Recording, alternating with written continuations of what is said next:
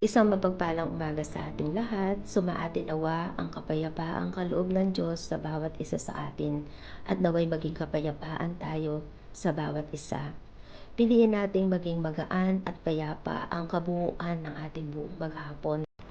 Hindi man natin ito maperpekto dahil may kanya-kanyang daladalahan ang bawat isa, piliin pa rin natin ang katiwasayan.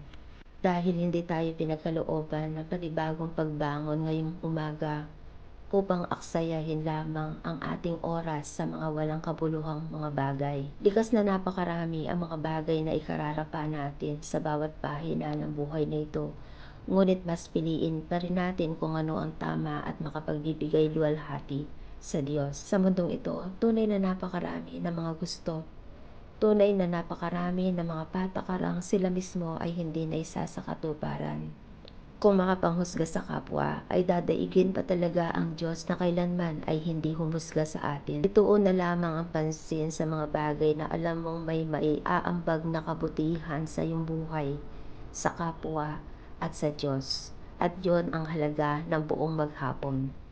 Gentle reminder, let's create a one-of-a-kind moments to cherish each day. Keep a positive outlook in life, grounded on God's purpose. Have a blessed and a wonderful day. God bless you.